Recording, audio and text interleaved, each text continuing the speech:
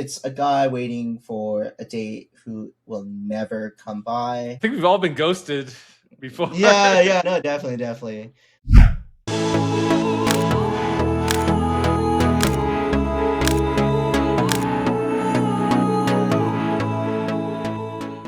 Welcome to another episode of Photographer Profile. If you like creative portrait photography, stick around. We have amazing photographer here, Leo. Hey, Leo. How are you doing? Hey, doing good. Just tell everyone a bit about where you're located and what type of photography you specialize Sure thing. in. So to start off, my name is Leo Dirilo. I am a San Diego-based portrait photographer. I also dabble in, say, automotive photography too, but my main specialty is portraits, but also graduation photography as well. Awesome. And you're local to San Diego too, right? Yeah, pretty much. Yeah, I've been here, born and raised, lived here all my life. Well, let's not keep people waiting. Let's look at some of your great photography. I'll bring up the picture showcase I chose. Wow. Now this photo has a story to it. Pretty much. And surprisingly, that's actually one of my latest work. That was created, let's say, not more than, say, 2 weeks ago. So let me just preface this that obviously it is May, or at least the time of our recording. May in the United States is Asian American Pacific Islander Heritage Month. And with that said, it is actually a reference to the Delano Grape Strikes. And do you happen to know about the Delano Grape Strikes? No, my education failed me there, unfortunately. Okay, no, that's totally fine. Delano Grape Strikes were basically a farm worker strike in Delano, California, and it wasn't organized by Cesar Chavez at all. In retrospect, he was more or less like a figurehead, a face to put in with the movement. The first people that actually stood up and organized these strikes in Delano were actually the Filipino farm workers, in which one of the most prominent figureheads was a Filipino farm worker named Larry Itliong. He sought the help of other union workers, of which Cesar Chavez and Dolores Huerta were a part of. I wanted to use this to actually just to call into attention the Filipino farm workers, or at least show all the work that they stood for the most part. So this was not part of a graduation photo set. This was a different photo shoot. No, this was not a graduation photo shoot at all. This is just a personal project, mainly for something that is resonating for me as a Filipino American and for the wider Filipino American community, especially here in California. And did this get published in a magazine or a newspaper online? No, somewhere? No, it's mainly just independent work. It was just me and my friend, who I also did a graduation photo of. I did her graduation photos actually a few years ago, but we ended up becoming friends. After that, we became more than clients. We became really good friends. All right, well, let me bring up your next one here. Sure thing. So this actually comes from a song called Sad Songs by Elenium. She is writing down a song because she just went through a heartbreak. She's just trying to make some songs as a way for her to cope, as well as to heal from said heartbreak.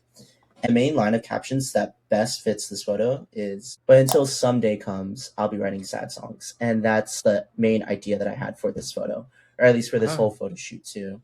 This actually came as a result of a very devastating heartbreak that I had 2 years ago.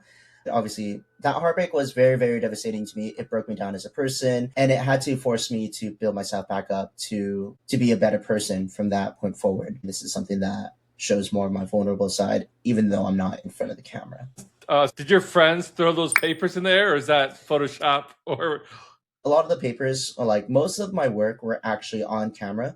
However, there have been some other instances where, I actually Photoshop some paper in as well. Most of my effects, most of the things that I do are pretty much on camera, or when I take the shot too. Wow. And so this photo is not Photoshopped at all? Not entirely Photoshopped. Entirely Photoshopped, yeah. But there are some times where I actually had to Photoshop things in too. And is that a pencil in her guitar? So we didn't really have a capo for that guitar, so we ended up just using a pencil and a hair tie instead. It kind of has a bit more authenticity. Do guitarists do that? They use a pencil? If they don't actually have a bona fide capo, which is a clip where they put on the fretboard, they end up using a pencil and a hair tie or rubber band as well, just so that way they could hold the strings down. It almost looks like Buffy, or she has magical powers, like an X-Men or something like that, with the papers flying around her head. Yeah, definitely. Well, I'm sorry about your breakup, but maybe you can date the girl in the photo here. Ask her out. There you go. I mean, I only see her as a friend. I will say I don't swing that way, but Oh, okay. yeah. You're totally fine. You're fine. I Yeah, got you then. I got you. I feel you. yeah. Okay. No, I love Mhm. this. I love this photo. Great job on it. That's cool. Thank you. Portrait. Mhm. Let me show you your next one. Finally, to the graduation pictures. Yeah, definitely. So this is one like key characteristic of my work as a graduation photographer, where I actually have my clients toss a stole. I would say it takes at least 5 to 10 tries, and I know that it is very detrimental. It gets very repetitive. With that said, this is like one of the best like examples of say the stole throws in my graduation photography. And I feel accomplished that people would want to incorporate in their own photography too. Being a trendsetter like was something that was never on my bingo card basically.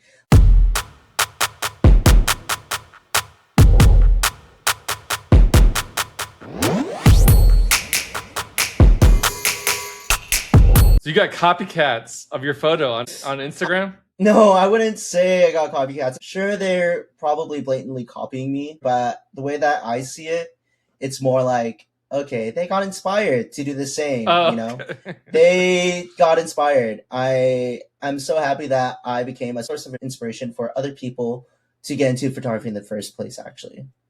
It's more about trying to learn from people, trying to learn from yourself, seeing what you can do, what you can improve on, and it will take time. And I will also admit as well, there are so many other photographers, especially in Southern California, if not in the entirety of California, that are so much better than me.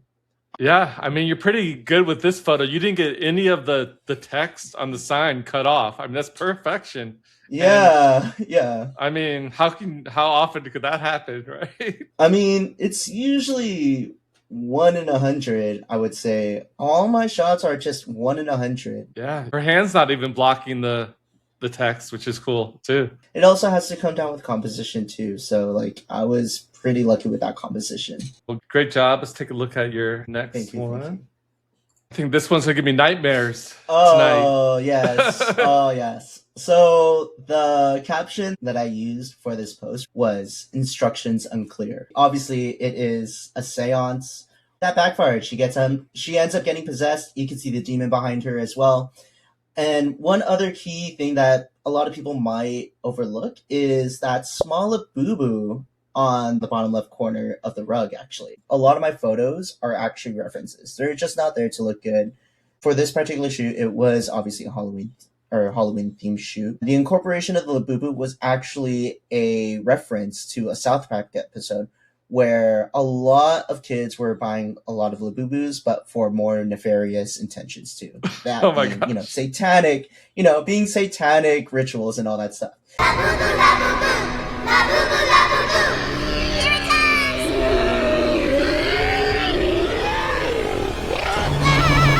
And me and my friend thought it would be a good way to like do a play on this as well. Basically, like, try to use a Labubu to summon, like, say, a demon or something like that, and it ends up backfiring. And in terms of technicalities on how I did this shoot, I felt like it was a lot more better to use, like, say, a shutter track, as well as an external red lighting as well to show the uneasiness. And in terms of the location, this was actually one of San Diego's best urban exploration sites, which is called the Witch's Tower. Like, there's a lot of rumors going on saying that there are a lot of satanic rituals there. And we thought Oh my it would gosh. be a good idea to actually take a picture there. Obviously, those are just rumors. They're not entirely true, or at least to the best of our knowledge, those are not entirely true. But we thought it would still be a good idea just to take some pictures there nonetheless. I've never heard of that before. What part of San Diego is that at, or is it secret? It's by Presidio Hill, actually. Okay. Presidio Park. I'll have to Google that. Yeah. Find Yeah. If you know where the sports arena is, then it's like if you look up on top of the hill and there's like this old mission style building right nearby Old Town, that's where that tower is, like around that specific area. Okay, so the demon is a guy staying behind, or the green thing above her head, or It's the person right next to that green thing. You're talking about the one holding the knife, right? person with the head cut off? Yes, that's it. Okay, and that tile almost looks like a pentagon that underneath It her. is, yeah. That's why it's also called Witch's Tower, because the tiles are formed in the shape of a pentagram. So yeah. Wow, that's crazy. Yeah. You learn something new about San Diego every day. Yep. Let me get your next one. Mm-hmm. I think we have one more. Yes. This is another personal project. is called Ghosted. So it feel like, with that being said, it's pretty much self-explanatory. There are so many other photos that give it a lot more context, but basically, it's a guy waiting for a date who will never come by. This was also based on my personal experience too. I think we've all been ghosted before. Yeah, no, definitely. So that's just basically it. It's just like, Where did you shoot this at? You're like in the middle of nowhere here. oh, so this was actually in Alpine.